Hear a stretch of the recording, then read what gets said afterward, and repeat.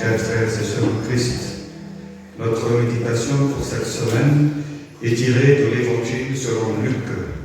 Luc chapitre 24, versets 44 à 49. Jésus est le Messie. Tel est le thème de notre message. La messianité et la divinité de Jésus ont toujours été un sujet à controverse. Le judaïsme croit au Messie, mais jamais en la personne de Jésus. L'islam accepte que Jésus soit un prophète, mais jamais un Dieu. Ici, dans son dernier message, Jésus nous démontre encore une fois sa messianité. En effet, le nom Messie est utilisé dans la Bible pour montrer le libérateur désigné et envoyé par Dieu. D'abord, Jésus est le Messie car les Écritures en témoignent.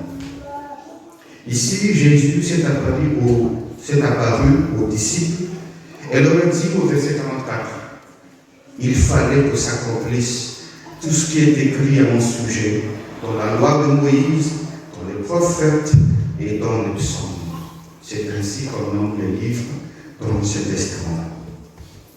Beaucoup de personnages de l'Ancien Testament ont effectivement servi comme préfigure de Jésus.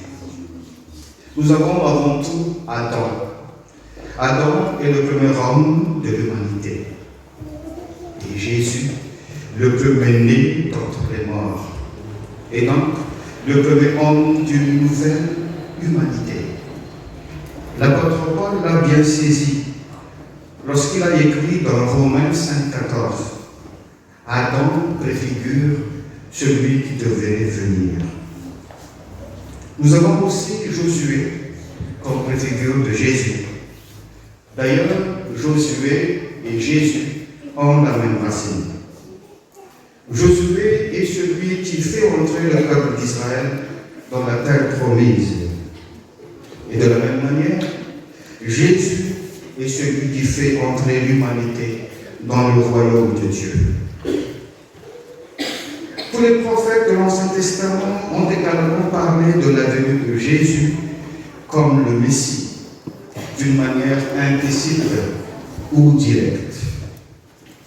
Nous avons entre autres le fameux verset dans Ésaïe 9,5 qui dit « En effet, un enfant nous est né, un fils nous a été donné, et la souveraineté reposera sur son épaule. On l'appellera merveilleux conseiller, Dieu puissant, Père éternel, Prince de la paix. » Et nous pouvons tous reconnaître qu'il s'agit bien de Jésus. Le nom même de Jésus signifie « le Seigneur sauve ». Chers frères et sœurs, Jésus-Christ n'est pas juste un personnage historique. Il est celui que Dieu a préparé depuis le commencement pour sauver l'humanité. Alors, arrêtez d'avoir la flemme pour lire les livres de l'Ancien Testament, car ils nous révèlent aussi la messianité et la divinité de Jésus. Bien qu'il ne raconte pas sa vie de la même manière que les livres du Nouveau Testament.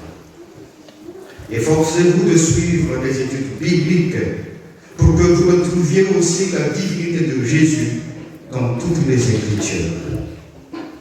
Consacrez un moment de votre journée pour méditer la parole de Dieu. Et n'oubliez pas de prier avant, de demander le Saint-Esprit pour que vous ayez aussi l'intelligence pour comprendre les Écritures, comme il est écrit au verset 45. Vous verrez que le Seigneur vous parle à travers les Saintes Écritures. Vous verrez que la parole de Dieu est vraiment esprit et vie pour vous. Deuxièmement, Jésus est le Messie, car ses disciples en sont témoins. D'abord, ses disciples sont témoins directs de la passion du Christ. Comme il est écrit au verset 46, « Ainsi, il était écrit que le Messie souffrirait et qu'il ressusciterait le troisième jour.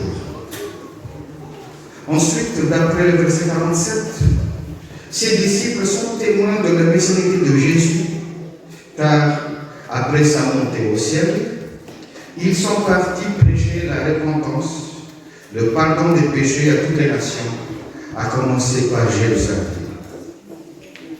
Par ailleurs, apôtre signifie envoyé.